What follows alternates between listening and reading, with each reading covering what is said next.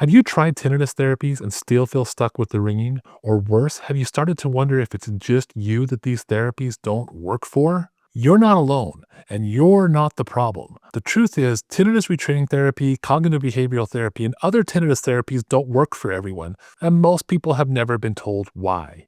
I'm Dr. Layne Garrett, founder of Timpanogos Hearing and Tinnitus in Utah, and in this video, I'll break down how these therapies are supposed to work, and the 4 major reasons they fail, and then what you can actually do about it starting today. Before we get into specific therapies, we have to talk about the main goal for all tinnitus treatment. It's something called habituation. If there's one word to know in modern tinnitus treatment, this is it. Now, habituation sounds a little clinical, but it's something you do every single day. Think about the feeling of your clothes. You felt them when you first got dressed this morning, right? But within a few minutes, your brain realized they weren't a threat and just ignored them.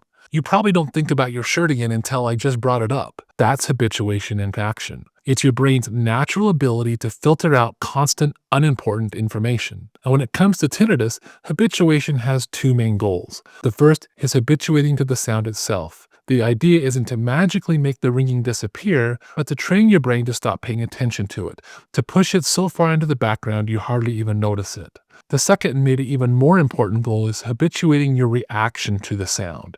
This is all about breaking that vicious cycle where the ringing causes stress and that stress makes you focus on the ringing even more, turning up the volume in your mind. So when a therapy works, it's not magic. It's your brain using its own neuroplasticity to rewire how it responds. It's learning that ringing isn't a danger signal, just like the hum of the fridge or the feeling of your clothes aren't problems. The sound might still be there, but its power over you is gone. So how do we actually make habituation happen? For years, the 2 heavyweights in the ring have been tinnitus retraining therapy, or sound therapy, and cognitive behavioral therapy. They tackle the problem from 2 different angles, but they're both shooting for that same goal. Tinnitus retraining therapy combines counseling with sound therapy. The counseling helps you understand what the sound is and that it's just an overactive auditory system and not a sign that something is wrong. That alone can be a huge relief for many people. The sound therapy part, it's not about masking or covering up the ringing. It's about reducing the contrast between your tinnitus and silence. With a soft, constant background sound, your brain learns to stop giving the ringing so much attention. Cognitive behavioral therapy, on the other hand, is all about how you think about your tinnitus. It helps you identify and challenge thoughts like, this ringing is ruining my life, and replace them with something more balanced like, this is frustrating, but I've had peaceful moments before, and I can have them again. By changing your reaction to the tinnitus, cognitive behavioral therapy helps lower the emotional volume, even if the actual volume of the tinnitus hasn't changed. On paper, these 2 therapies sound fantastic, and for most people, they are. But others do everything right, follow all the advice, stick to the plan, and still feel like the ringing doesn't let up. That's when the frustration hits hard. So what's actually going on? There are usually 4 big reasons, and none of them have anything to do with how strong you are or how much you want it. First off, just know your brain isn't broken. It's just being your brain. Neuroplasticity, which is a fancy way of saying your brain's ability to learn new tricks, doesn't work the same for everyone. Think of it like trying to learn a new language. Some people are chatting away in Spanish after a few weeks of Duolingo. Others, they're still stuck at hola after 6 months and a lot of practice. That's not a personal failure. It's just your brain's wiring. Some brains take longer to habituate to a sound like tinnitus. It doesn't mean you're doing it wrong. It means you might need a different pace or maybe a different path. Second reason, you're carrying more than tinnitus. And here's the part that no one tells you. Tinnitus rarely travels solo. It often tags along with anxiety, depression, trauma, and chronic stress. And when your whole nervous system is stuck in a high alert mode, trying to ignore the ringing is like trying to relax with someone waving a fire alarm in your face. Sometimes the real therapy starts with treating what's going on beneath the surface.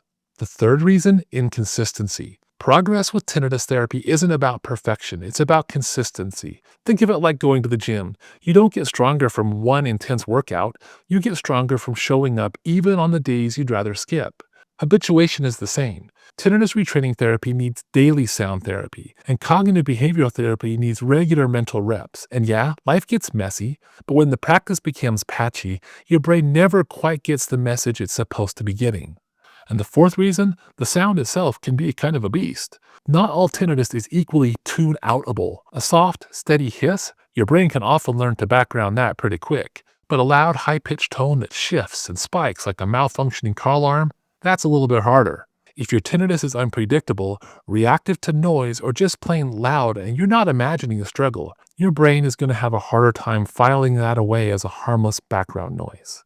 Bottom line, if these therapies haven't worked for you yet, it's not because you failed them. It's because you're dealing with real specific challenges that deserve real specific answers. The thing you have to know is success is not about silence, it's about peace. Most people who improve with therapy still hear the ringing, they just don't suffer from it anymore. The goal is to get to a place where even if the sound is there, it doesn't trigger stress or spiral your mood. That shift changes everything. It moves the target from cure to calm, from silence to freedom. And that's why personalization of therapy matters. Maybe tinnitus retraining therapy didn't work on its own, but combine it with anxiety therapy or better sleep or jaw tension treatment, that might be your missing piece of the puzzle. We now have tools like bimodal neuromodulation that was approved by the FDA using Lenire device that provides sound therapy paired with gentle stimulation of your tongue that shows real promise. In our clinic, we often use Lenire with cognitive behavioral therapy and tinnitus retraining therapy with great results. If one road didn't get you there, it doesn't mean the journey is over. It just means you need a better map. Tinnitus therapies like tinnitus retraining therapy and cognitive behavioral therapy are powerful tools. They work by helping your brain relearn how to react to the sound and to push it to the background. When they don't work, it's not your fault. It's likely due to something real and fixable. Your brain's wiring, your stress levels, inconsistency in treatment, or the nature of your tinnitus itself. The more you understand why this is going on, the more power you have to move forward, to try something different, and to finally take back some peace. If you're here in Utah and feel like you've tried everything already and you're just plain tired of feeling stuck, we'd love to talk. We are one of the first modern tinnitus specialty centers, and we've worked with thousands of people in your shoes. And we know this journey can be frustrating, isolating, and confusing. That's exactly why we offer our tinnitus consultations, so you can sit down with a true tinnitus specialist, someone who will actually listen and dig into your specific case and help map out the next best step. No pressure, no sales pitch, just real talk about what works, what hasn't, and what's still possible. You can use the link below to schedule your consultation with one of our audiologists at Timpanogos Hearing and Tinnitus. We're here to help when you're ready. And before you go, don't forget to like this video, and also subscribe if you want more real talk about tinnitus, and leave a comment to share your story or questions. We're trying to build a space here where people can find clarity and community, and your voice really matters. Thanks for watching, and remember, the sound of tinnitus may still be there, but it doesn't have to control your life.